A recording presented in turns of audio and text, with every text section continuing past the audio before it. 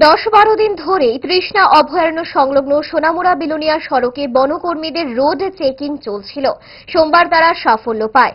এদিন ভোর 5:30 নাগাদ এই সড়কের কাশারি কর্নারে চেকিং এর সময় একটি স্কুটিতে আসতে দেখে দাঁড় করায়। স্কুটিতে 3টি বস্তা ছিল। বস্তাগুলিতে কি রয়েছে বনকর্মীদের জিজ্ঞাসাবাদে স্কুটি চালক উখি মগ এর সঠিক জবাব দিতে পারেনি। এরপর বনকর্মীরা বস্তা খুলে দেখতে পায় তাতে রয়েছে 10টির মতো গুই সাপ। সঙ্গে সঙ্গে তাকে আটক করে আরো জিজ্ঞাসাবাদ চালানো হয়। তার সঙ্গে আরো কয়েকজন রয়েছে বলে সে জানায়।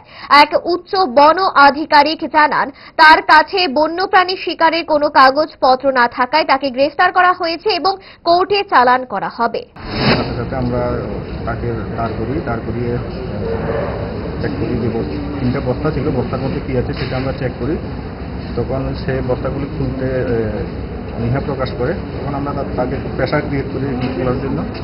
তো যখন বস্তাগুলি খুলেছিল আমরা দেখতে পাই এখানের মধ্যে 2টা বস্তার মধ্যে 2টা মনিটর লিডার এবং 8টা বস্তার মধ্যে 8টা মনিটর লিডার সে নিয়ে যাচ্ছিল। পরবর্তী সময় এই যে তার যে কাজ, এই কাজের পরিপ্রেক্ষিতে কোনো ডকুমেন্টস আছে কিনা, লিগেল ডকুমেন্টস আমরা তার কাছে যাচাই করি, কিন্তু কোনো ধরনের লিগেল ডকুমেন্টস সে আমাদের দেখাতে পারেনি। তখন আমরা অন দ্য স্পট এগুলি আমরা সিজ করি।